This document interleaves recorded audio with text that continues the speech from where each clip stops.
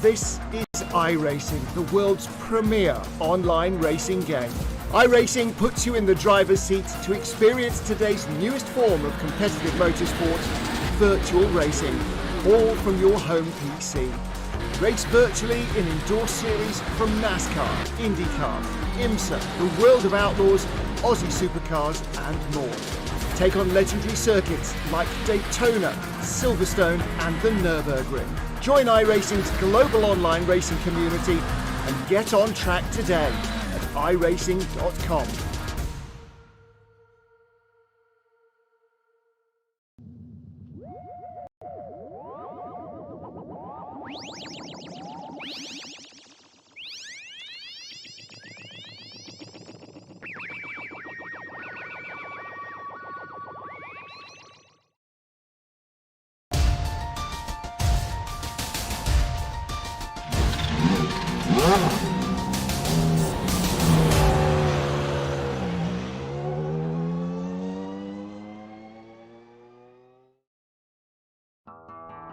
VIR tossed up the type of wild race we tend to expect from there last week.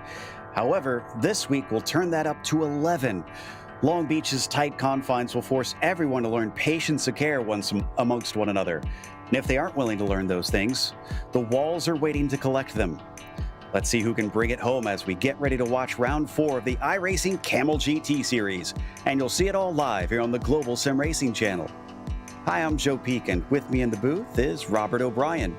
Behind the scenes is our director, Zach Johnson, and he's using cameras provided by Dougie Beard. Long Beach was perhaps the longest awaited circuit in the history of the iRacing service. Let's head to our track guide to learn more about it.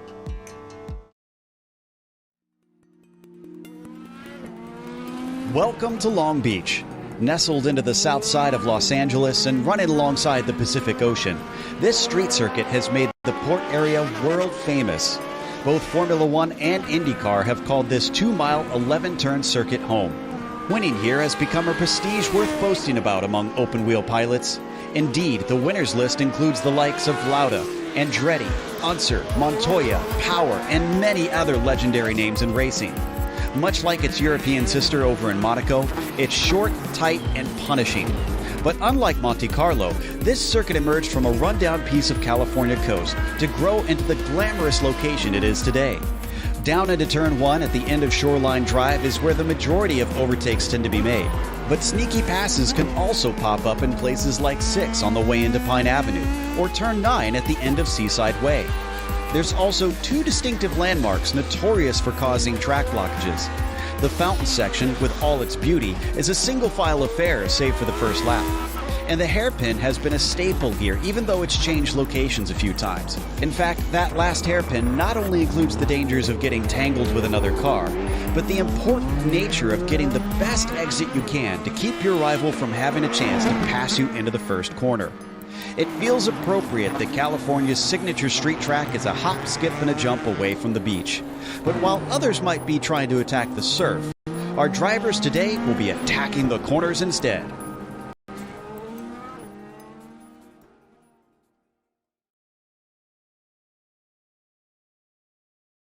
And there you see a little bit about this place, but taking these old camel cars to this track, Rob, what is it like trying to navigate these narrow corridors?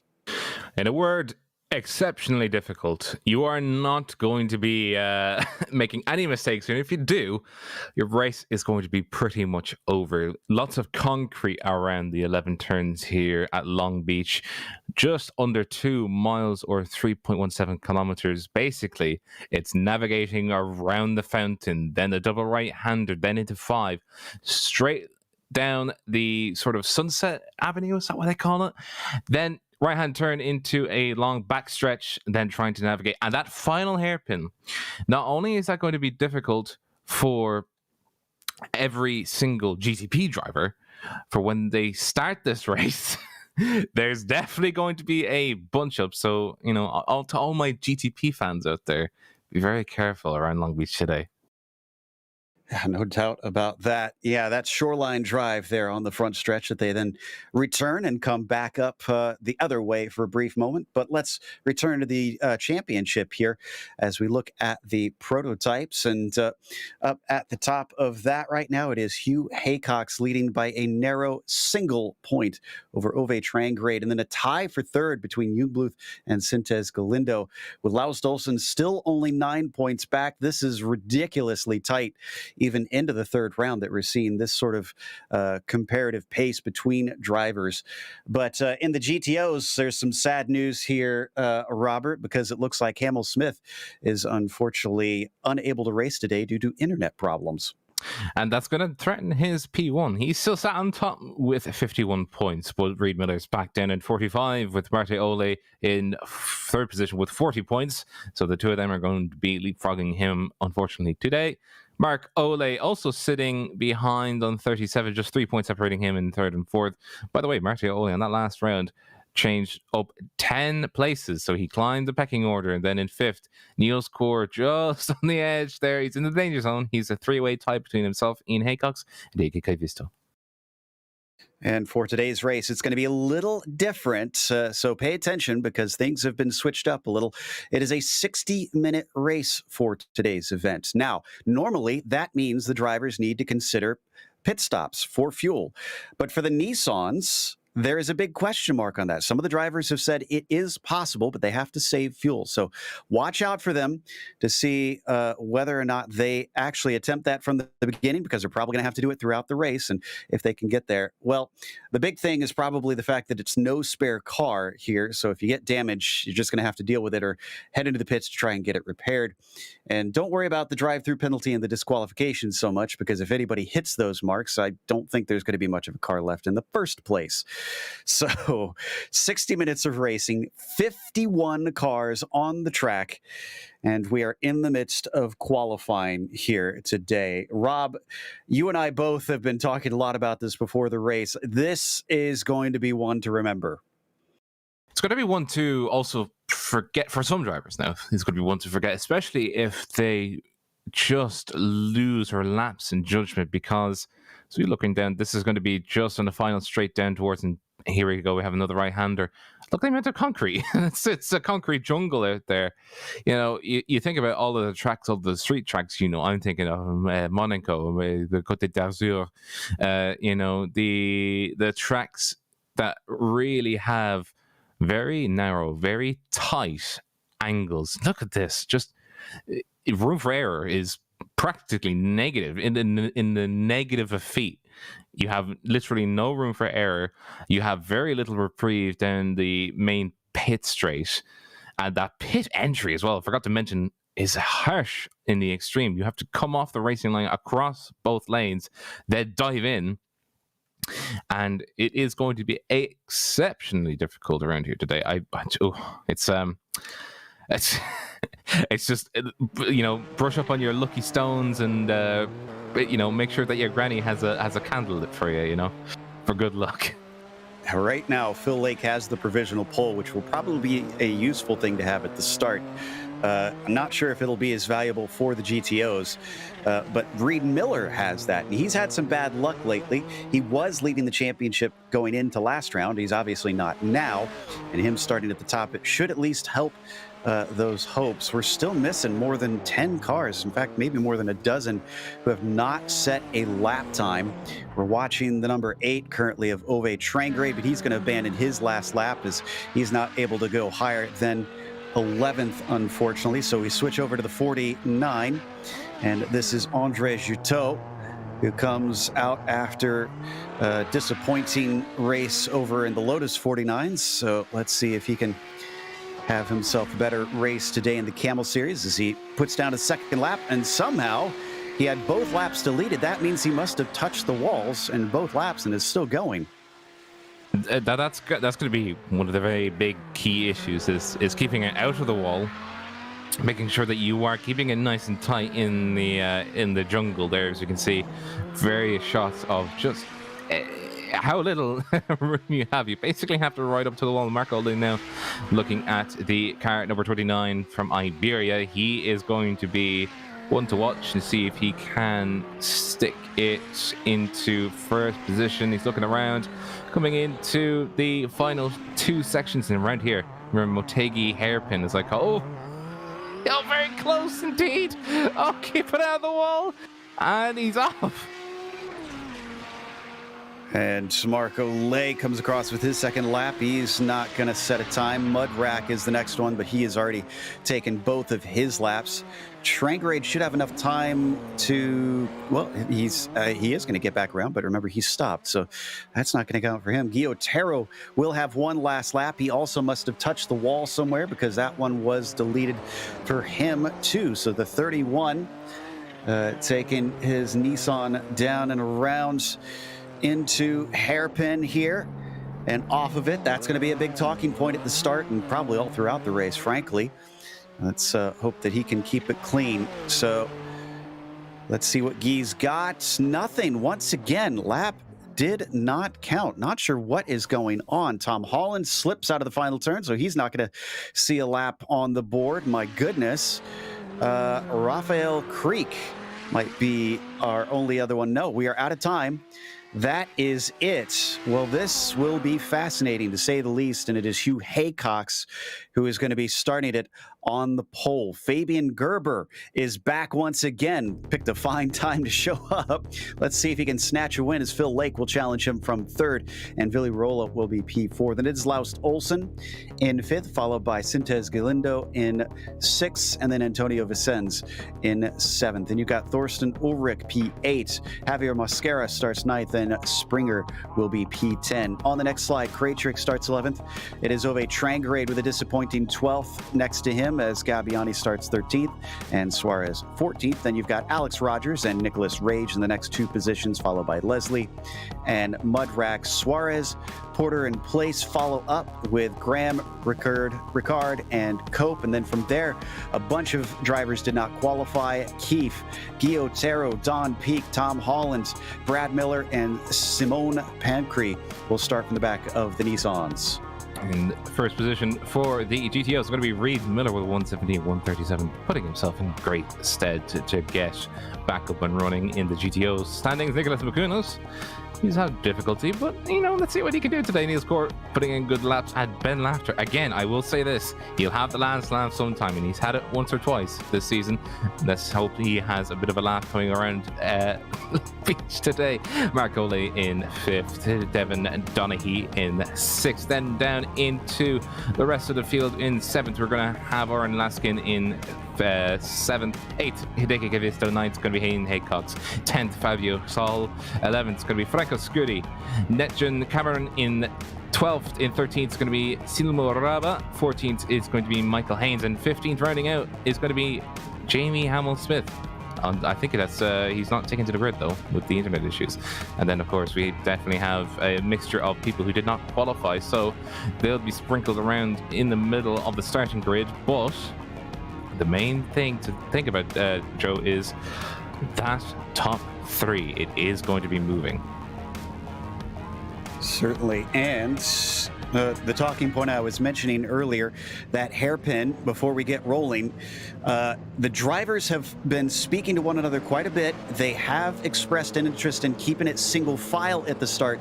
We'll see if everybody got the memo, though, because this is official racing, so not everybody has necessarily been paying attention or even has the radio and communication on here in iRacing. So looks like much of the Nissans are single file, and some of them are going to try and get back double file. Oh, no!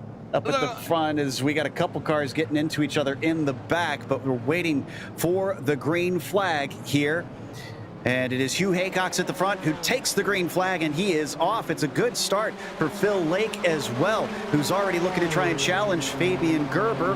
Behind them, Rolla, Sintes Galindo, and Laust Olsen, all side by side down into the first corner. Are we going to be clean? This is a known trouble spot in real races and here on iRacing. So far, so good. Let's go to the GTOs. In the GTOs, we do have Reed Miller holding off the attacks coming from Nicholas McCurnos, and everybody's sort of keeping it single file. I didn't see, oh no, that's going to be an accident. There's a huge pileup going into the fountain area. Oh my goodness gracious, it's complete disaster. There's a GTP gone all the way around, facing the wrong way, and everybody did not check up. They ran right into him. Oh, Keith, you got a tow, buddy. He's trying to wait for him to get back through, and this is a mess. This is it. Oh, it's blown everything wide open. We have cars with smoking engines. Niels Core, he's damaged. He's had to come into the pits to take repairs, or his engine's going to explode. I can't even speak right now. I think the gardening crew is going to have to get with Reed Miller there and ask for some help or some compensation, unfortunately, as he just trudged through the flowers. So up at the front, we see Hugh Haycox leading the way. Fabian Gerber still running in second, Phil Lake in third. However, it is all switched up down to the GTOs. Mukanos leads, Laughter up to second. Is luck turning around for him, and Mark Ole is in third. Yeah, by the way, just on the front end of Ben Laughter, he absolutely had no damage coming through that. He just skipped through ever so effortlessly through the gaps, and we can just look here on board with the PlayStation number 7 of Hugh Haycox, and looking at him, he's actually trying to keep it nice and steady. Look at the car behind him, Fabian Gerber, and just trying to just cutting through inches from the concrete walls. You know, I would not want to be any of these guys right now trying to navigate this. This is going to be fascinating to watch between Haycox and Gerber. Last season, Haycox was down in the GTOs. He switched over to the GTPs this time. And we haven't had Gerber here yet this season, I don't think. If not since the first race. So I would love to see who has the better pace and who has the better racecraft. This will be a serious test of that here today, as I think they're already approaching some lapped cars. Andre Juteau. And then I think there was a car stopped, one of the GTPs. Oh, contact! No! Contact. Hugh Haycox gets turned around by Fabian Gerber in the fountain. And Fabian Gerber just looking at it now. Oh no, he carried way too much speed coming into the hairpin itself. Oh no! That's Hugh Haycox trying to get back on the track, and that was side by side with Vincennes in the 25. Didn't expect him to be there and smashed him into the wall. That's going to be Rula as well, having issues. He got bumped off by a GTO. Crikey, that's going to be the number 8 car. Train grade's gone up. Oh, another car has gone up. That's number 17 of the mix of computers. And oh, crikey, it's all gone wrong for the GTPs now. Oh, crikey, that's going to put its roof. That's Gabbiani. Gabbiani on his lid, and Rodriguez spins out, and oh no, yet more wrecking. Don Peak involved, Leslie in there, unfortunately. Can I get an F in the chat for all the poor souls that sacrificed themselves today at Long Beach?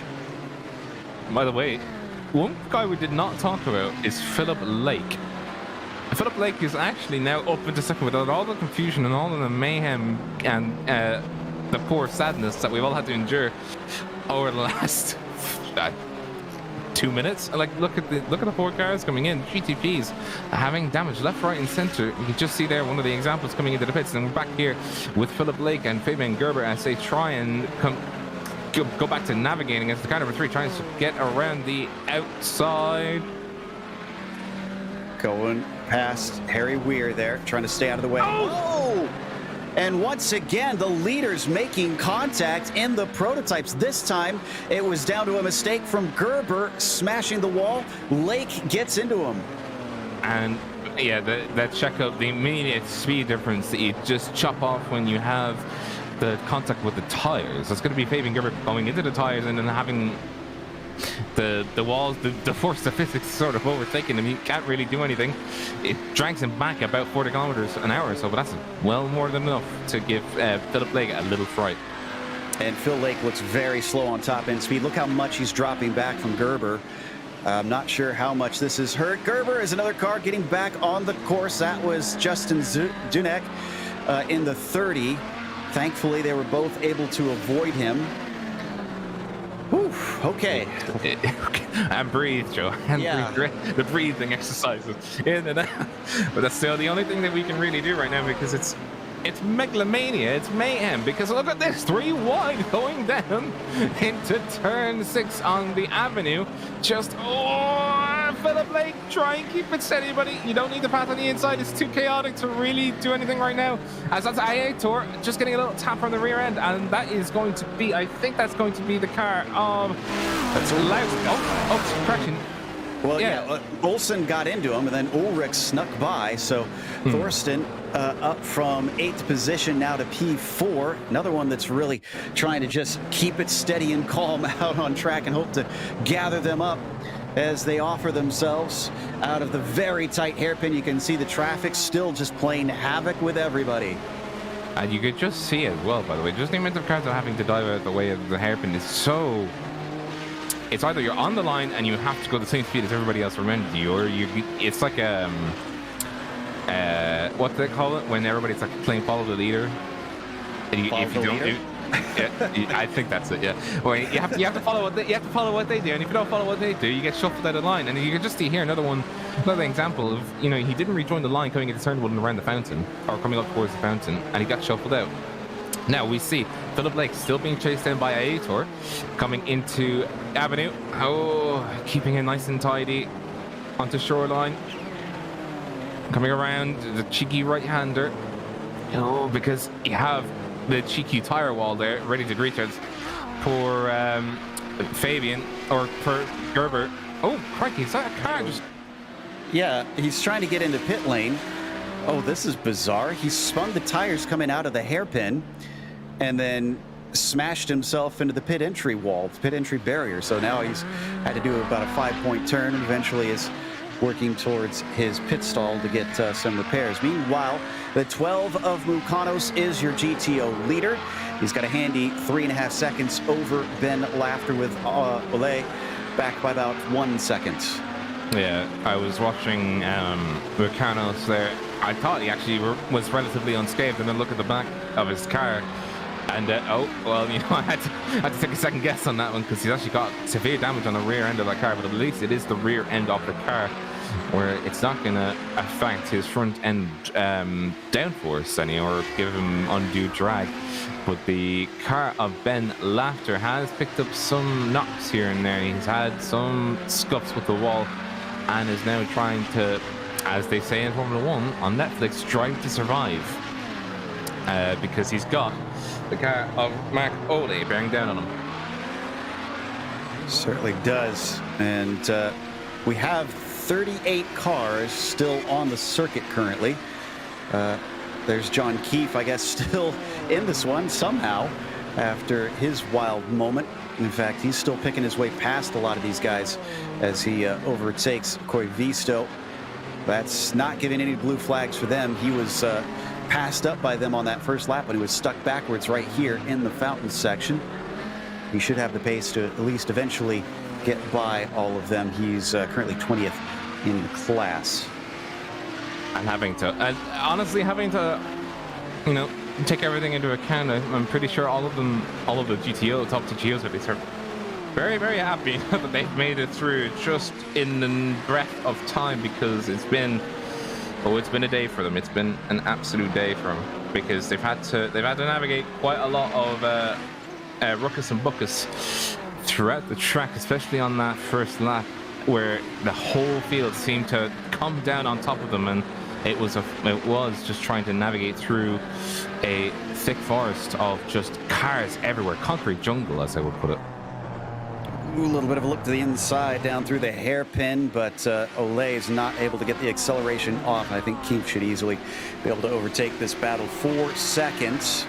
Not thinking Mark's got a realistic shot at trying to take it into turn 1. Watch this for a brief moment, and if nothing happens, we've got a replay spooled up for the opening lap incident. Yep, looks like Mark's going to have to wait a little longer. So with that man there in the Nissan that you saw flash by, we've got a replay to figure out how in the world John Keefe got himself facing backwards on the first lap into the fountain.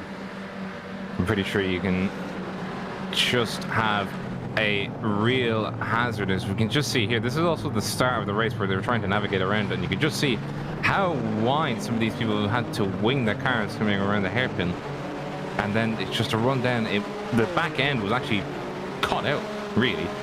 John Keefe coming down and into turn 1, he was fine, but then you can just see what happens coming into the fountain. Okay, so he's side by side here. Can't make out who that is exactly. He got bumped from behind. And what's even worse is look at the GTOs, they're just coming out at full speed, and bang, off they go. And like I said, at this point, I really honestly think he should have taken a tow. He's really just causing yet more chaos into here. It's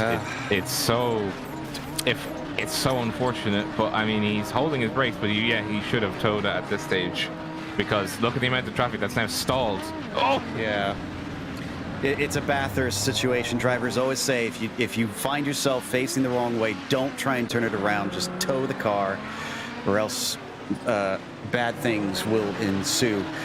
In the meantime, we have come back live here watching, I think that's Tupola there for a brief moment, through the hairpin, and this is Fabian Gerber in the meantime, getting away very lucky after slapping the outside of that wall there at one point earlier in the race and getting a punt from behind, but doesn't seem to have too much damage. He's 4.5 seconds ahead of Phil Lake, who was chasing him, whereas the 2 car is suffering from a deficit of straight line speed. And oh, we've had a problem with Ulrich. Ulrich is the latest one. to have an issue out of turn 7.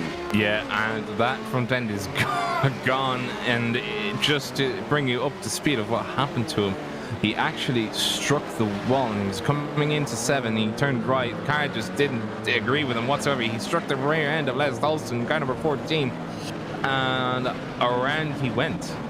And there's Olsen as well, sporting a noseless car. I'm going to guess it. Well, no, Ulrich is going to keep going. He's not coming in. Olsen is, though. He has ducked into the pit lane to see if he could get some of that repaired. I am pretty sure that Ulrich will have to come in. He has completely no front end, and that's a hallmark of saying your car is damaged. You need to get it fixed. Oh, you can just hear how many times he's striking the wall as well, and it's not going to be fun in that car. Just keep it driving around, get it into the pits, try and get it repaired, then get back out there once you have a car that's repaired.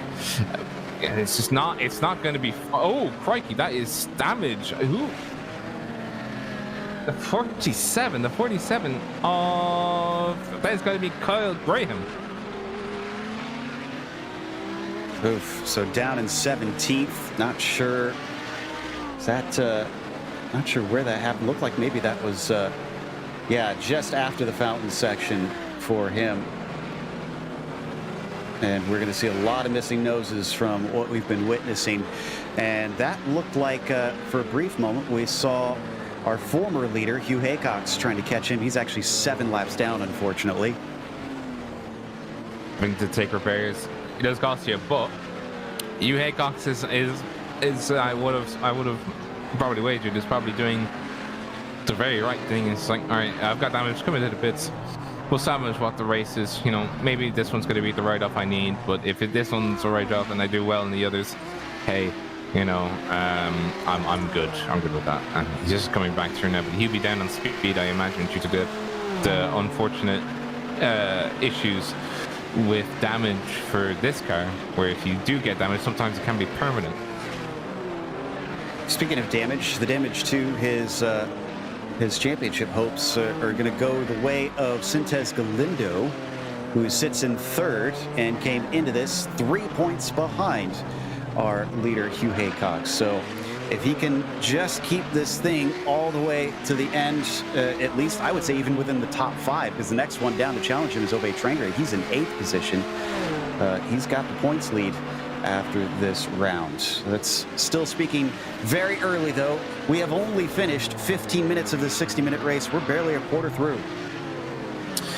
And right now it's actually quite calm, but we still do have the fact that quite a lot of the drivers in GTP are separated by these GTOs, because GTOs had apart from the fact that the incident at the fountain, they had a much cleaner start, and the GTOs have seemingly all their issues or something. Just look at it. Look at the amount of GTPs that have no front ends. It's like seeing a horror movie. And then there's the 30 correction. That's not going to be 31. That's going to be the car of number 7. That's going to be Ulrich. Getting back out. Yeah, he just got his nose back finally. Just love the pop where it just goes and it pops right back on. The easiest rhinoplasty we've ever had. So as he comes back, and that's the other thing too that we're seeing as Gerber goes by him as well. There's our leader, Nick Lucanos. There's going to be a lot of drivers probably that saw, oh, everybody's had issues. I'm going to get this car repaired. I'm going to get it back out there. But they never quite handle exactly as they did when they were fresh and new, which could elicit yet more mistakes. So I fear for what the final half hour of this thing could wind up looking like. It might just be that slow and steady does genuinely win the race, because none of the big names that I thought were going to be there are there in necessarily the right order. Now we do have Fabian Gerber in 1st position, but he's followed by Philip Lake. Aitor Sintez Galindo started 6th, he's up into 3rd, and we have Javier Mosquera started 9th, is in 4th. Then down into GTOs, Nicholas Bakunos, he started 2nd, but he's up into 1st. Francos Scurri out of nowhere, he's jumped up a few places. And Mark Ole is still trying to push his way into higher hopes and the higher echelons if he can. Certainly, Scurry, yeah, like you said, up from 11th here as he lets more of the traffic go by. Cam Porter wants to try and look around the outside, but just doesn't have enough grip. He'll have a better chance off the exit of the hairpin, getting that thing spooled up. You can see the tail just complaining as he tries to put the power down. Now he is past Franco and should be able to overtake Mukanos eventually, but he's about 6.5 seconds up the road. We briefly saw a battle for position in the GTPs on our screen go by some of those leaders. Michael Springer and Pablo Suarez are sorting out 5th place in the GTPs. That's just putting another car lap down there for Scurry there. Here they are on screen now. Suarez in the BMW liveried Nissan and Springer in the purple and yellow. Yeah, and you can imagine it, if you would, sort of the thoughts that are going through a lot of these guys' heads, because they would have seen how much damage some of these guys have been suffering, and having to sort of think to themselves, all right, well, we'll try and get to the end, or try and get to the end, try our best and not... Oh, crikey, that's going to be Fabian Gerber. Oh, he's got massive accident damage on his front right. Oh, no. He got checked up by John Keefe in the fountain section, and behind him, Ulrich did not get the memo. Contact with him, and then poor Ben Laughter again found himself getting caught up in a situation that was not of his own doing. He'll have the last laugh. I promise you that. Even though he's had such bad luck with that accident, he'll come back. He'll bounce back. But look at that. That is quite a lot of front end damage on his right hand side, and that's going to give Philip Lake. If Philip does not have damage, but Phil does have damage, he's got his own issues as well in that front right. They actually both have equal sets of damage. That's going to be another car going around. It's going to be the VRS of... That's Ricard. Yeah, Ricard in the very wrong place. Oh, no, that's more accidents. That is going to be... It's not your lead. It's going to be just very quickly. I think that is going to be... I'm trying to figure out who that was. Wow, there are a lot of cars off. Oh, my goodness, the 49. And he also, unfortunately, getting a little shove there from our overall leader. It's Andre Juto having massive issues, and yeah, that car is not driving whatsoever. Thankfully, finally took a tow. I think he had a damaged engine and all of that wildness. What we do have though, Joe, is in GTOs, and in the midst of all this carnage, we do have the GTO battle for second. Very, very close now at this stage between Franco Scurry and Mark Ole. Only about 0.8 of a second separating the two of them, and it just is ever so close between the two of them. Now they do have in the middle, they do have a big old shouty engine coming from the car number 7 as he tries to get past. He's now past, and it is now a straight duel between the two of them. Front end of is that simulator dirt or is that actual dirt on the front end of that car? I can't tell at this stage, but we've got a little bit of a battle for 4th in the GTPs. Mascara being caught by Springer and Suarez. So nice little 3-car tussle. And let's see if they've got traffic in front of them. Yeah, they got Ben Laughter coming up pretty quickly, so that could offer up something. And nothing for a little while ahead of them. Fabio Saul with the next one. And a little wobble. Sorry, just a little wobble from the car number 18 as he's trying to come through the difficult sections. Just a little bit of wobble coming around the fountain. He's actually got probably one of the few untouched cars. I think these 3 are quite unscathed from the rest of the issues the field has, but they do also... Oh crikey, that is going to be Michael Springer almost having contact with that tire wall, and he's going to be under threat to be bookmarked. He's not. He's fine. Michael Springer making it past the lap car. Pablo Suarez making it by only at the hairpin. Oh, can he make the hairpin though? Whoa! He came in very deep, and I don't know how that car managed to get enough steering lock in to get through. It has allowed Joseph Mudrack to catch him now. So the 19 having to really try and crank that thing through. Down into turn 1, much better this time. He can still see Springer and Mosquera up ahead of him, just a little bit farther up the road. It's going to be very difficult from here on in for a lot of these drivers, because it's going to be traffic, battle, traffic, battle, traffic, battle. And it's not just going to be for GTOs, it's going to be for GTPs. It's going to be for both classes. They're going to suffer from the same issue where there is not a lot of space around here for both these classes to really fight. They have to pick very quickly where the battle's going to be, make the battle happen, and then about 5 seconds later, you can just see that's Javier Mosquera in that pink GTP as he comes around the lapped traffic as they come through the final few turns past Firestone Bridge into the hairpin. Basically, you have to hold your breath around here. Oh, turn the wheel, hold it, just pray, make it not hitting the wall. That was Cameron Nishtun. They can accelerate with that four-wheel drive, those Audis, a lot quicker than these Nissans. That's why sometimes you see them actually make a little contact. They just want to get going, and the Nissans, unfortunately, are still trying to get the car to accelerate away, as Mudrack is now right on top of Suarez, not able to attack down into turn 1 this time through. It's all kicking off here. And he's keeping it exceptionally glued to the back end of Mosquera's car, not letting him have any sort of reprieve, just going, okay, look, listen, you know, now that we have this little gap to ourselves, now time to sort of test the metals here. Do you really want 4th or do you want 5th? You know, in all of this, as we get closer to that halfway mark, one thing that I haven't had the spoons to pay attention to is who has been slow enough in those GTPs to go without a pit stop.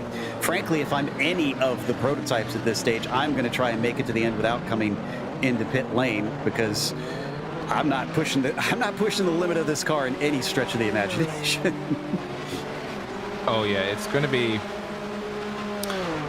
exceptionally tight for a lot of these guys. If they have not started the fuel saving on lap 1, they're probably not going to. And if they have any damage, it's much more worth to put the foot to the floor and then repair the damage if you can and make it up on the pits. I mean, this is going to be the car number 3. That's going to be Gerber, who is still in first position. Now, on that last lap, as far as I'm aware, Lake actually gained quite a lot of time. He actually has now gained a 2nd from the start of this lap so far on Gerber, but I'm also sure that Gerber has, look at the amount of traffic he's having to deal with right here even. This is probably the worst place, going around the outside, coming into the hairpin, then cutting at the inside. Can the car, with the damage on its right, turn it enough? Oh, very close. And don't forget, he has that new damage on the nose now from the contact he had in the fountain section, so I wonder if that's hurting his pace. 14.6 with Phil Lake running a 12.8. Yeah, you're right. He is chopping away at that, and he probably is catching little glances of the 3 up the road on the long straights, but he has to look through a lot of traffic just to catch sight of him, unfortunately. And the traffic in between is GTOs. They do have 4-wheel drive and they're able to be nimble, but I'm pretty sure the GTPs would rather they be out of the way, and that is going to be GTP having to let go. You see, that's Philip Lake in the middle of 4, essentially. 2 side by side right in front of him. That's going to be the... Oh, it's going to be separated just about. Oh, sending it 3 wide in the middle, having to make do with 1. Cards are played to him, and he's trying as hard as he darndest, really, at this point, trying to close that gap.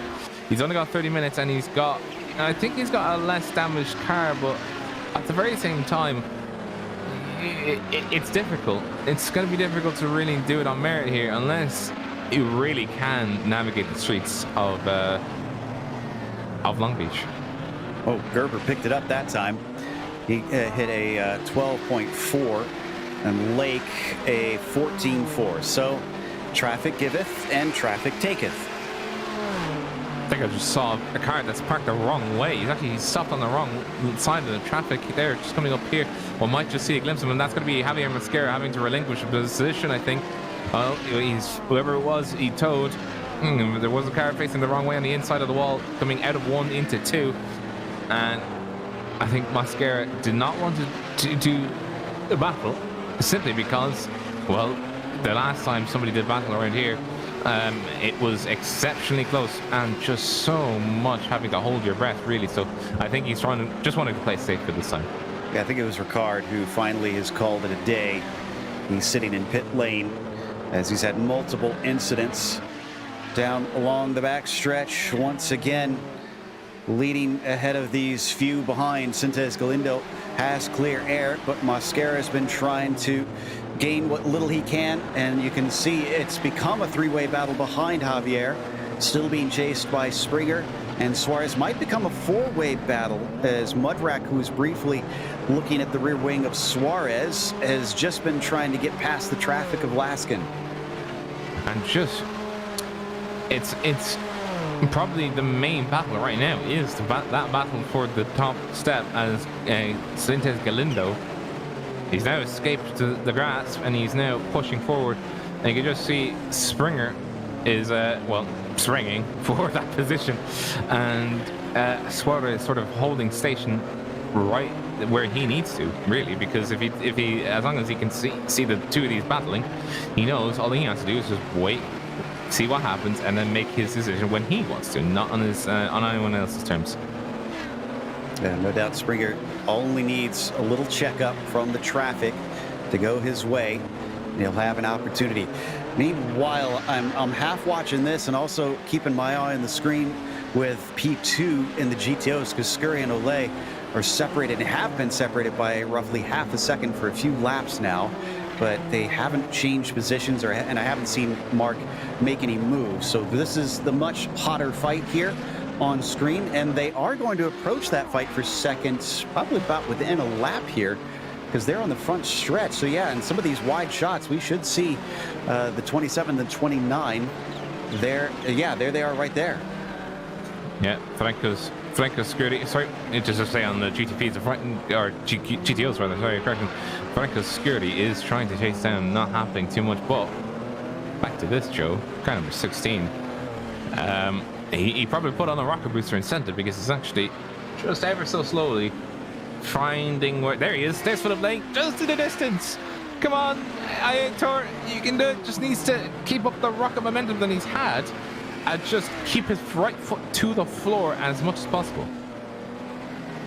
Lake's been having a rough time in traffic these past couple laps. Sintes Galindo goes by the battle for P2. A little bit of a defensive line from Scurry this time, just trying to make sure that Olay doesn't snooker him with the traffic lapping them. And now they got to deal with Mascara. I don't think Mascara's going to be able to get by. Yeah, he's going to lose all his gap that he has pulled to Springer and Suarez. Oh, and was that a hit with the wall? Oh, yes, it was. Oh, no. Franco Scurry gives up second place. I think he bonked the wall. Let me just have a listen. I'm just listening to his onboard right now. Does he hit the wall? Or is this a scheduled pit stop? Does he? This is a scheduled pit stop. He actually almost hit the wall on the inside. Is this wheels? Oh no, it's just the damage of the shrouding around the wheels. I thought his left wheel is actually not pointing straight. Yeah, looks like he got some damage somewhere. So yes, apologies for the sudden false drama. But Franco Scurry electing to get out of the pressure that he was feeling from behind and allow the 29 to take that second place for now. But Mark Olay might still have to pit himself. Split it up evenly there was our second place driver. This is our first place driver in the GTPs. Phil Lake, oh man, almost 10 seconds back from him now. And within 2 seconds of Sintes Galindo. Yeah, Philip, he had the pizzazz about him, but then the pizzazz sort of fell away, and he just sort of, I think he's not really able to get that car up to speed. It's just the damage that front race probably caused his speed differences to be pretty astronomical in more ways than a word than one, because he's not had great laps over the last few. And now look at this, the chasing has begun. Galindo held up by traffic though, and the only reprieve that Lake has had in his entire race so far, and it's already past the halfway mark, so it's not looking good now. Galindo under threat again from Mosquera. Mosquera might try and clap back and see if he can. Oh, not with wobbles like that. He'll not, but he can certainly give him a run for the money. He does have the slipstream now, so it is now about presumably to a four-way. This has been fun to watch, especially now that it looks like we've kind of settled into something.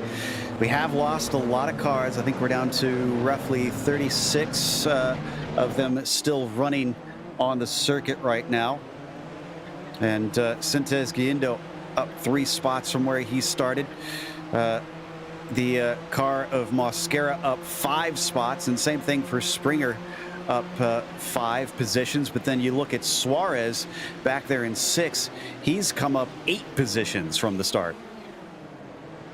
And holding 9, I think. Yeah, Mudrak had come up 9. Did he come up 9 actually? He did, I think. No, I think it's 11. Yeah, 11 spots for Joseph Mudrak. I think we would not get into. We would get an F in maths. I think myself and yourself. I already knew that. I knew that a long time ago. But I think, well, if the 3 of us were doing tests, Mudrak would definitely be getting an A because he slotted in. Oh no, that's not going to be it. That's going to be definitely very, very close indeed as they come through, having to hold off. Is going to be Michael Springer and Pablo Suarez battling it through, and now the mathematician of Joseph Mudrak. He's sitting in the back. He's waiting for these two to make a mistake. Oh, there's probably going to be one there. How did Suarez get underneath him? And that was Franco Scurry, who's gotten turned around at a blind portion. Thankfully, I think he's going to get it back around. Brilliant stuff from Suarez, as it looks like our leader is now in. Fabian Gerber, have to think, is getting some damage repaired as he takes his fuel and tires. And by the way, that 3-wide moment, that was Mucanos, our leader in the GTOs. He was probably praying to the racing gods, please don't let this go wrong, as these two battling GTPs fly by. And having as well to sort of, like, essentially just what we would better term other than to hope and pray that he did not get hit on coming in again, because that would have been, oh no, that's going to be a lap GTO posing issues. I think that's is that going to be Springer on the outside, and that's going to be the cyan of Joseph Mudrak as he tries to navigate and try and get past. He doesn't do it this time, but the mathematician genius is on his way. Well, now they all got promoted a little bit, at least temporarily, with Fabian Gerber being in and out of the pit lane. So Lake now leads. Sintes Galindo is second, and Mosquera is on the podium. But they should have to relinquish that. It all depends, of course, on what the pit stop cycle will hold for them all. They're getting a little bit held up behind Michael Haynes, who's got Zdunek with him. It's actually interesting to see sort of the dynamic between every single one of them, because it's actually Down to the inside. Suarez is feisty today. He pulled a good one on Springer. Now he's trying to get by Mosquera. Didn't quite work out. Oh, and a big checkup yet again. Justin and the 30 car costs him a couple car lengths, but now they're by. The dangers of having to sort of if you make the move, you leave yourself open to being challenged from anyone or which way around if you don't solidify it. And now look at him, he's got 2 cars ready to play for. That was Mosquera spinning up the wheels, and he's going to hand over both spots on a silver platter. At least one of them. Suarez is by, and here they come back at him. Not enough straight line speed for Michael Springer. He falls back, he brakes early, decides it's not worth the risk. Having to hold position, it's tough. It's tough because and especially when you spin the wheels, it's just like, oh my goodness gracious, what's wrong with my wheels? You know, what's wrong with the tires? Why is there no grip? And then you just start seeing the cars going by you. It can really feed into a sense of, oh, I'm so angry with myself. Oh, I shouldn't have made that mistake. God damn it, you know, get back out there. And Javier just needs to chill. He just needs to calm down. Just remember that he's in a very good position. He just needs to remember everybody makes mistakes, and the count his lucky stones that he didn't look at having to get their car repaired by scratching it in the front end, especially with the amount of people that have had that issue today of having to do longer repairs. And yeah, Mudrack in the 9 unfortunately seems to have had some connection issues. Yeah, he has discoed out, so Mudrack is no longer a part of that battle now, as Suarez is up to third, trying to chase down Sintez Galindo. And they've got Ben Laughter in between them, at least for the time being. He's up to 8th position. He started from 4th. He's unfortunately lost a few somewhere along the way. Still waiting for a lot of our prototypes, a lot of both classes to pit in. The worst thing is as well that, you know, for having Mosquera with him, when he made the mistake, he's actually made the mistake from quite a very unfortunate part of the race, because it's now coming down to the last 20 minutes. And the traffic is now, for his group anyway, the group that he's part of, it's mainly battles between themselves, and then just a GTO. Battles between themselves, a GTO. Battles between themselves, a GTO, and it really is going to put the lid on his hat there, because it's gonna suppress him, and he's gonna. But oh crikey, that was a GTP having a bit of a spin. I don't know who that was though. Was that Hugh Haycox? No, I'm trying to figure out who that was. That was Gabbiani. So that was a lapped GTP. There he is on screen now. Just continuing on around. Oh! And Mosquera, also another one facing the wrong way. Was that contact that we saw? It was. Mosquera had to check up because it was a bobble from Simo Raba. And Springer did not expect all of them to check up. The 20 got into the back of him, so now Springer's up to 4th. Probably not the way he would have wanted to have that one. I think we should just say John and Jane Doe's. Oh, the car number 49, Jane Doe, because the commentator's curse is really coming at it us in full force, because we were given good praise for Mr. Mosquera, as he was doing very well for himself, and then unfortunately just that one accident sends him down, and you get, oh my goodness gracious, that is a very slow GTO, very damaged coming through the hairpin at a very, very awkward place. Who is that? That that's the 30 of Justin Zdunek.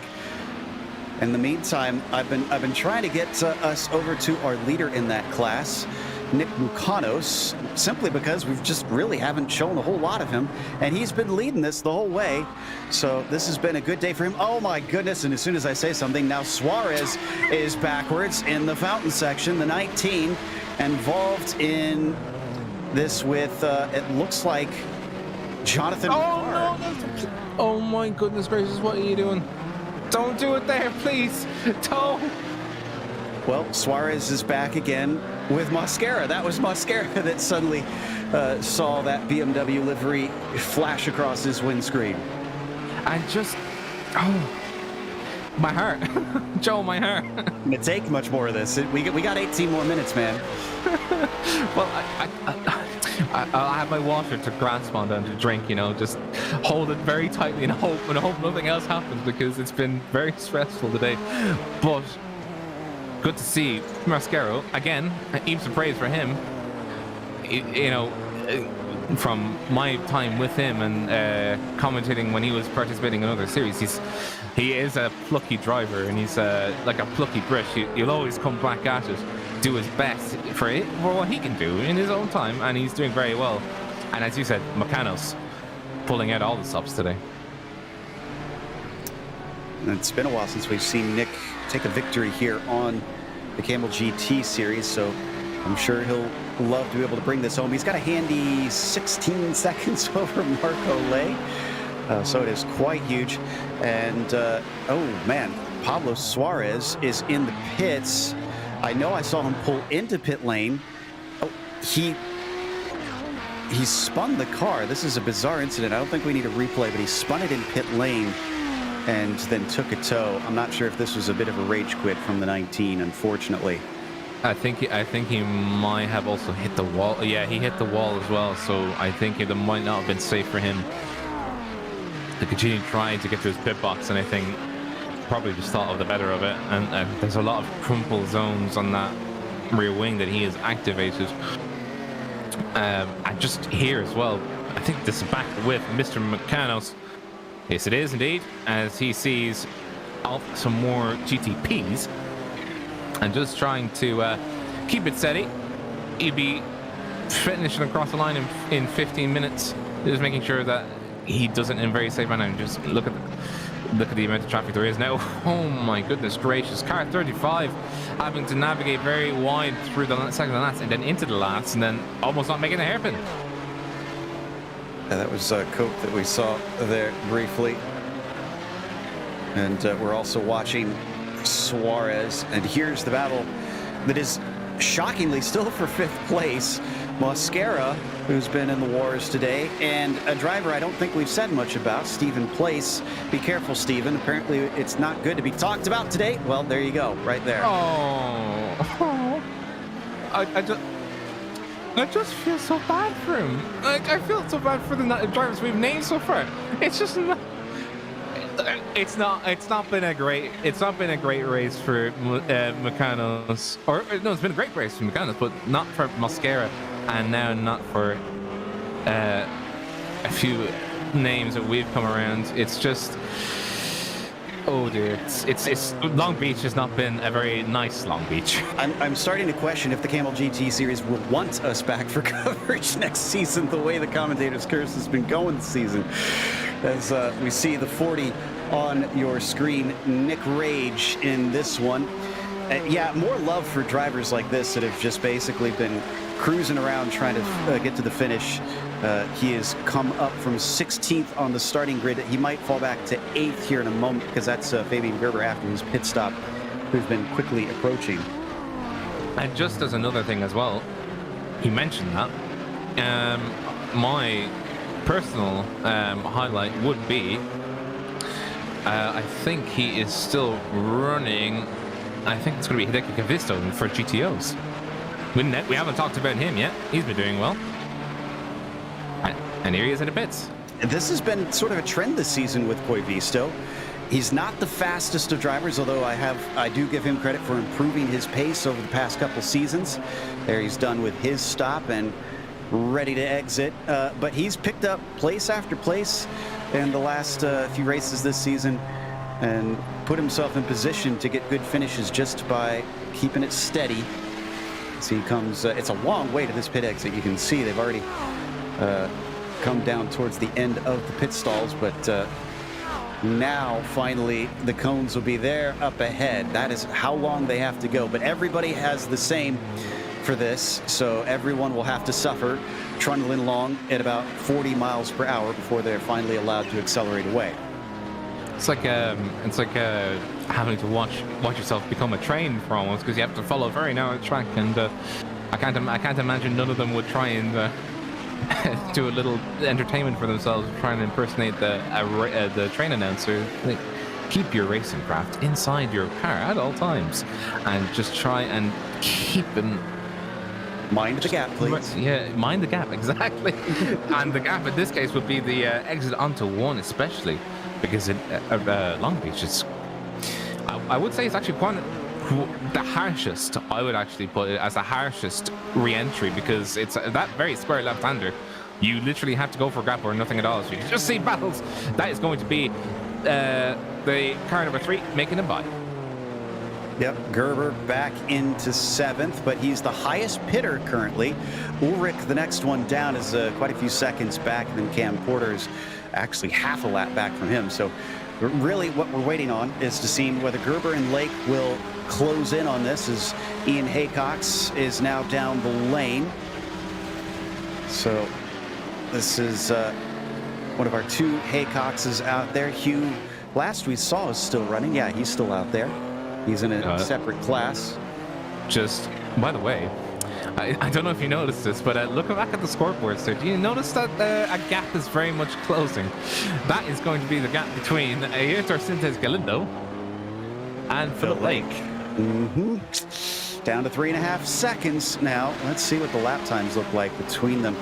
12.9, 12.7, 13.2 for Lake. Sintes Galindo, 12.2, 14.6, 13.5. Oh my goodness. Speaking of not wanting to do math, that is all over the place between the pair of them. So good luck trying to sort that. We'll need our special graphic to try and figure out who's been quicker what lap there. And wow, well, this is certainly not helping, as Phil Lake is plugged up in a big way and having to try and predict which way the GTOs are going to go. That is not for position behind him. That is Hugh Haycox, who's multiple laps down. But he's got to have the red mist. He's trying to make up as many spots as he can here today, and has really little concern for whatever race that Phil Lake is involved in. Well, I mean, he's actually been very. I watched him whenever I could, and there's a spun car up ahead, I think. But what I do actually feel is that Haycox, okay, it's gone very bad for him today. It really wasn't the race that he was hoping for. But he was actually quite courteous quite throughout him driving. So, you know, I give him credit where it's due. You know, he's been very courteous on track, even though it's not his day today. And here he goes, streaming past Philip Lake. So, Hugh Haycox down and through, and these two have raced against each other plenty of times as well. So Hugh and Phil have a nice bit of experience, and credit to Cam Porter for pulling out of the way on top of that. Okay, we've made it to the final 10 minutes. Now is when we really see who's been saving the fuel and is going to try and go straight through, and who is going to have to stop. We know for sure Gerber's had to stop Ulrich and Porter. Look, I see Suarez in pit lane just now. I think that's Jorge Suarez, I should clarify. I think Gerber, by the way, I think he just made the tactical decision as well at that same time, because he had so much damage. I honestly would say that he made the tactical decision and he just gambled. But I think it will pay off if the guys ahead of him pit, because I mean that front end doesn't look. The front end does look a much nicer thing compared to the front end of Philip Lake's. I was trying to figure out what the word is for the front end of a GTP. It's the front monocle? Nose? The clip? I don't know. Oh, the nose. Is it not the monocle? the monocle? Pip, pip, cheerio, sir. Well, yeah. As we come back around to Mosquera yet again, and in front of him, well, how about this? Ove Trangrade back into 4th, up from 12th on the starting grid. I'm not going to talk about the good he's doing on track. I'm not going to be speaking on that. We've seen what happens when we do that. So we're just going to say that this has been a horrible race, and Ove Trangrade should not have the cameras on him. Oh dear. No, you've done it now, Joe. We've cursed them. You don't even include a badge. Yeah, reverse. No, well, if you reverse the curse, you speak backwards. That's how you do it. You just, and not just in reverse. More so, you just take the sentence, you reverse it. There you go. That's how you do it. But he also has a fellow friendo. The fellow friendo is in 3rd place, and that is going to be Michael Springer, up from 10th to 3rd, carrying a good bit of damage in that rear left. So it is going to be unfortunate for him to carry that around, but doing very well, but Javier Mascara, he's back in, he's clued, he's ready to fight. Across the front stretch, Hugh Haycock's, we don't need a replay, made contact with the wall, but it was a bit of a strange situation. He was pulling out of the way to let others by, and I think he pulled a little too far over briefly. Okay, down to 8 minutes left. Ove Trangerade, can he catch Michael Springer as well? Don't count out the traffic because Springer's quite heavily damaged on his purple and yellow 20, but he's going to have to deal with the pink car of Mascara first, just behind him. Taking a little bit of a look down into turn 6, then decides against it. This is the issue now. It's do I make the move now and suffer having to, you know, battle, or do I wait until the very last moment? And Ove Trangerade is pretty much the last. Sorry, Ian Haycock's had a problem this time in the hairpin just in front of his son, actually. Almost caused a backup on the circuit. There you can see the damage on the right front. He got tipped around. He got helped by Simo Raba, I think, on this. Yeah, the R28, yeah, and just a rear tap on the rear right caused him to be ejected and turned around. And unfortunately, Lotus is in. Our leader in the GTOs is in. Now, the key thing, Oren Laskin is in second place now for the GTOs. He's bidding. He just needs to now see if he can beat this car. And by the way, Nicholas Mukanos coming back out. Mukanos is done with his pit stop, taking a wide entry into that turn, making sure he doesn't hold anybody up. Yeah, Laskin definitely not going to catch him. He's already taken his pit stop. He's back out and rolling. As is this a battle for position on screen here? Excuse me, that's Donaghy just going past the lapped car of Cameron. But the good thing, oh crikey, that's, oh no, the car 29's around it. That's been a massive accident. Car 29, the car 33, contact going into the fountain. You can see both of them. Oh, and Phil Lake. Oh no! Oh, and back and forth. Who is getting involved in that? There's yet more cars. That was Marco Lay. That was our third place driver, and his engine is damaged. The 29, I believe, is done. Oh, that is heartbreaking. There's just a little contact with the 33, and that is going to be Rafael Creek coming into the hairpin, and then I just believe it was just trying to get it unstuck. You can just see on your screens now the replay of this as we come going to be, oh, there it is. It starts with some netcode, unfortunately. Yeah. So I really, you can't blame them too much. They were giving each other space. Yeah, look at yeah, Creek was on pit out, and the 29 was well off of him. It was just the nature of the internet, unfortunately, changed that up. Oh, by the way, Phil Lake is now pitting too. My heart goes out to poor Mark, because that incident, it shouldn't have happened. But unfortunately, the justice de Salim, I mean, you know, that's all I can say. Gesundheit. As Sintez Galindo now inherits the lead. So will he have to pit? 4 minutes left on the clock. Gonna be close. If anything, I'd say Sintez Galindo just start fuel saving like hell right here, because he's got 12 seconds over Michael Springer. That's a monster gap. And he's at least got a podium, if nothing else, if he can make it to the finish. Lake returns in 7th. And, well, Gerber's in for a second time. Did Gerber short fuel it? Gerber is, oh no. What is going on today? Penalty for the 3, a drive-through. No. That somehow he's racked up enough of them, and the car's still running, that he's had to make a visit through pit lane. Oh, goodness gracious. That means, right now, if it stays as it is, Aitor Sintez Galindo is going to be a race winner if it stays like this. If he doesn't have to come in to pit, though, that's the thing. Mosquera is now pitting, so we're seeing the dominoes fall on the fuel strategy. I mean, my bet is on that he just about managed to save enough fuel. I actually want to see. I'm just gonna go ride with him and see if he's fuel saving at all, because it's you have to slam the clutch in on these cars or do some very funky tricks with the throttle application through corners to save some fuel passing by. Does he? I don't think he's fuel saving. I can't hear anything. Wow.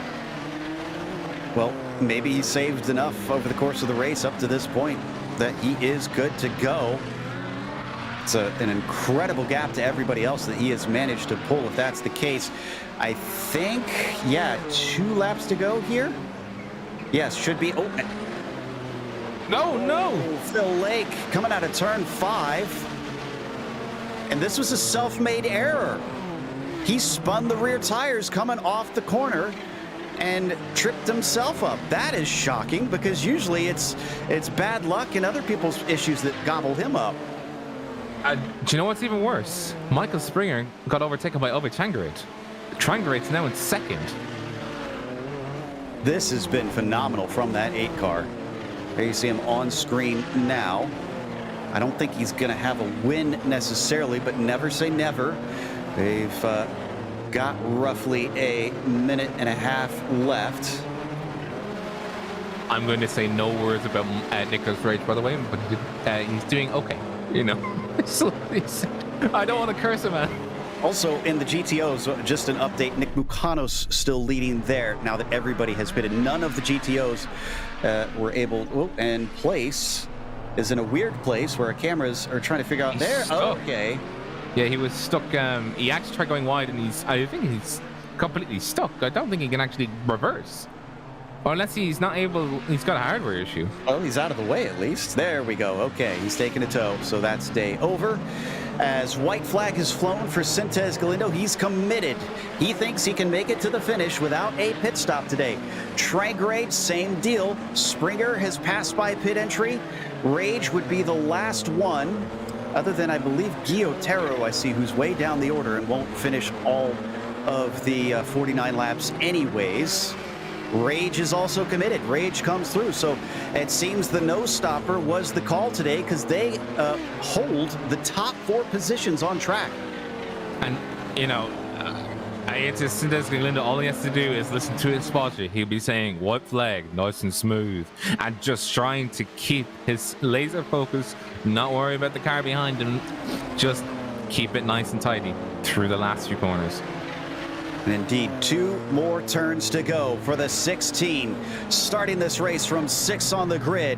Everybody else was dropping like flies, but Aitor Sintez Galindo is going to take the victory here today at Long Beach. A well-deserved victory, but also a great race by Nicholas Mukanos. I think he's still coming around, and we still now have, that is the car number 8. Ove Changrade comes, And he think he's still got it. It's going to be close. He's got the speed down to the line. Barely. Springer was behind him by less than a second. That had to be scary for Trangrade, but he will get second. Springer into third. By the way, that's the first win for Sintez Galindo this season. And let's head over to Nick Mukanos, who's leading the way down to the GTOs. And just to say, by the way, I can finally say this, Nicholas Rage, 16th to 4th. Absolutely pandemonium effort by him. Kept his nose clean and gained 12 positions. But my man, Nicholas Mukanos, doing... I'll have a tear coming to my eye. I'm doing a Murray Walker when Damon Hill won the 1996 or 1997. 6. Or 6, it was. Well, regardless, it's a victory here today for Nick Mukanos, which could have really used this one in the points. That'll boost him up the order, which will mercifully end our coverage of the race itself, but not our broadcast here today. We're going to come back with the official race results, as well as hopefully some driver interviews, and we'll bring some Band-Aids for all the bruised egos that I'm sure that we're going to encounter. Stick around.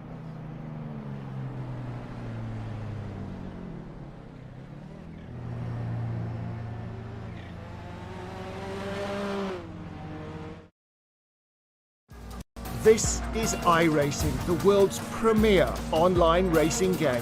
iRacing puts you in the driver's seat to experience today's newest form of competitive motorsport, virtual racing, all from your home PC. Race virtually in indoor series from NASCAR, IndyCar, IMSA, the World of Outlaws, Aussie Supercars and more. Take on legendary circuits like Daytona, Silverstone and the Nürburgring. Join iRacing's global online racing community and get on track today at iRacing.com.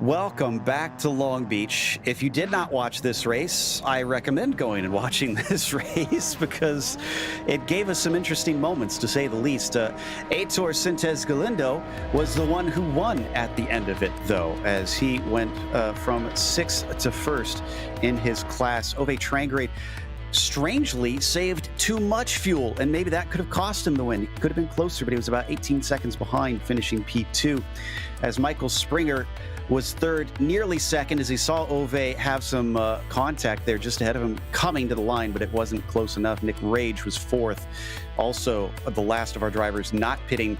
Thorsten Ulrich was the best one to have pitted, finishing P5. Probably little compensation as Phil Lake also finishing 6th today, Mosquera 7th, and Fabian Gerber having an extra run through the pit lane, getting incredibly a drive-through penalty for too many incidents. That might be a first for here that I've seen on Long Beach, as usually drivers are done if they get that far. Cam Porter was our first lap down in 9th, as John Keefe was one of the ones that sadly was a bit of a cause of an opening incident that wound up finishing 10th overall. Tom Holland was 11th and Stephen Place 12th. And you've got Gianluca Gabbiani P13, Jorge Suarez 14th, and Guillermo Terra 15th. A number of drivers did finish, but many laps down in the GTPs, including Mudrack, Haycox, Krejcik, Olsen, and many others. We have Nicholas Mecanos taking his win in the GTOs. I'm pretty sure he'll be beside himself with how well he kept it on the track. But as I said, Ben Laughter, he'd have the last laugh. He came up in second. Fabio Sol in third. Oren Laskin fourth. Devin Donaghy in fifth. Pablo Orengel in fifth. Netjun Cameron in sixth. Seventh was going to be Rafael Geek. Mika Tupola in 8th. 9th is going to be Michael Haynes. 10th, Mark Ole. Unfortunately for him, just that incident that he had in the closing stages just absolutely put him down in the pecking order. On Hideki Visto, after we had that chat with him, or that chat as well, that he was doing so well, something must have happened to his poor car for it to go down the pecking order. Then down into Ian Haycox, Simo Raba, Franco Scurri, Justin in the number 30 car, number 5 car of Niels Core, where we saw what happened. Harry Weir and Andre Juteau, and finally rounding out Reed Miller, who won the first retirees of this race. And that's going to take us to our winner in the GTPs, Aitor Sintes Galindo, who seemed over the moon over the radio after that one. So I can't wait to get to talk to him and see what he thinks of this one, as the 16 car certainly kept it steady in comparison to many of his rivals. Aitor, congratulations on your first win of the season. I'm trying to remember if this is your first win on the Kamel broadcast races. Is that the case? That is the case, sir. Yes, that's right. That is the first win in Kamel GT broadcast race. And needless to say, I am the happiest man in the universe right now. Oh, I think you deserve to be. That had to have been a difficult one. You saw many of your fellow competitors fall by the wayside. So did you approach this from the very beginning in both in an attack that says back off and just keep the car whole, as well as save fuel, or was that something that you kind of decided a little bit farther into the race? Well, yes, it was from the beginning. Yesterday's race, Hugh managed to save enough fuel for the whole race. So I say, okay, maybe I can do that as well, and actually managed. And yes, it wasn't, and as well as the fact that it's Long Beach is a very very very narrow circuit and all, and it was like the strategy was save fuel, keep your head down, no mistakes whatsoever, not even scraping the wall, and that's exactly how it went. So yeah, paid off in the end. Well, apologies. This has to be a little short as we're a little tight on time. Congratulations on the win. Is there anybody you want to give a shout out to for this one? Yeah, shout out to all my family, mom, dad, my sister, my teammates at Push Racing, and also you guys at GSRC for the excellent broadcast every week. And yeah, thank you. Love all of you guys.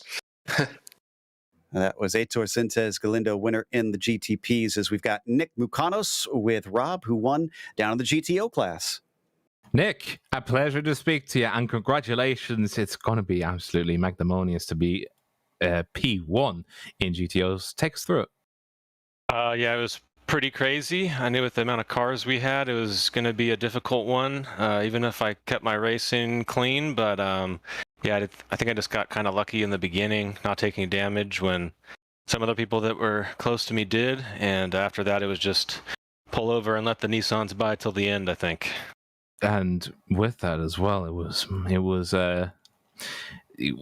just a crescendo event of just Nissans coming by. What was your main goal when they did come by? Just try and, hope that they came by on the straights? Yeah, there'd been some discussion of where they were passing, and it seemed to keep to the same spots. So just try to see which way they're going and let them go that way. It's nice when you have a little bit of a gap. You have more freedom to kind of slow down a bit. I think if I was neck and neck with someone racing, it would have been a lot more difficult. Now, I just did say Nissan. Everybody from Europe is going to be very upset with me, but I will say Japan's way of saying it is Nissan. Well, we just say saying. We say Nissan. But thank you very much, Nick, for speaking to me. Do you have any thanks to give it? Any shout-outs? I just want to say congrats to Heitor. That was a well-deserved win. And Dirty Torque teammates, of course. And yeah, it felt great to win at my hometown track. When I drive on it, I usually have to stop at the stoplight, so it was nice to go full speed today. Perfect. Thank you very much for speaking with us, Nick. Pleasure to always, and congratulations on your P1 today. All right, Back to you, Joe. That's one of the few times that Americans actually say a foreign word correct. As we now head to second in the GTOs, Ben Laughter joining us here. A bit of a surprise, as we didn't think that he was going to be coming back as he got shuffled down the order. Ben, we're so frequently talking about your bad luck. I guess it swung your way, but how many of the chrysanthemums do you have stuck underneath the car after that first lap? Believe it or not, so I'm going to get to an apology in just a moment here, but the story of the race wasn't one of getting shuffled down, really. When the Nissans were coming around for the first time, I was under threat. I was in P2. I was okay on pace, but I was under threat by Mark and I think by Franco at that point. And I decided, I'm going to pit early and see if I can skip the whole first round of traffic. So I pit on lap 6 or 7 very intentionally, and then just tried to pass back through the back markers and expected everyone else to pit, and then it worked with everybody but one. Nick was just flawless today, and congrats to him. He's deserving of this win. Same thing with Heitor. Two guys it's good to see win. Yeah, this was a feel-good one, at least for those guys, maybe not for some others. There's been so much discussion about the nature of Kamel lately. I've seen on the forums, and I know we've got to hear some of your frustrations in races past. Now that you've had a chance to cool down, you've had a good one. I mean, what are your thoughts on some of the talks of maybe changing the split size and or potentially even splitting the classes? Not to be a downer here, but I often have good ones, right? I finish Kamel in the top 5 repeatedly. my criticisms of the driving standards and the aggression are as a survivor. I'm not even the guy getting taken out week in, week out. I survive them. But that's the problem, is that I'm racing the mirror more. I got a great apology from someone who dive bombed me after the race today, but it was one of those situations, and there were about 10 of them in this race alone, where if I hadn't taken evasive maneuvers, we wouldn't have survived it, right? And so there's too much of the onus for survival being placed on the lower class still, and that to me is the criticism of my beloved Kamel GT. I think that seems like a fair criticism as it is. Regardless, switching back to positive notes, is there anybody you want to thank for the second place? Listen, I want to instead of thank, I want to apologize to Nils. I went back and rewatched it. He's very angry at me right now, and rightfully so. From his perspective, I totally get it. When I came around turn one, Nils, I saw brake lights going into the fountain, which is exactly what I expected to see. Your car was blocking the accident. I didn't see the accident until way too late, and I was on the brakes as hard as I could be. So I apologize. That was a mess on lap one. You fell victim to it, and so did Reed. And I know you're upset at me, but I hope we can get past it. You're a good racer. I always like to see the sportsmanship that shows up in this series. So that was Ben Laughter, and second place for him today. I wish we could talk to more drivers, but we're in a bit of a time crunch here, so we have to close it out with a big thank you to the Kamel GT series for bringing us back for another season of coverage, and also to the companies that provide the software and hardware for our broadcast listed on your screen. Additional thanks to June Lalonde, who provides our wonderful music. Check out our Bandcamp for more awesome work. And thanks to the team today, Rob, Zach, and Dougie. You can find more info about GSRC at globalsimracingchannel.com or through our social media here on the screen. Check out our merchandise store at simracingmerch.com/GSRC. Keep a link in the description below. And don't forget to subscribe to our YouTube channel so you don't miss a moment. The next race will go back to a little bit of normalcy, but it'll still be a tough one. Sebring, Saturday, October 16th at 1 p.m. Eastern. We have upcoming races for other series listed on the screen. Check those out. Mark them down on your calendar.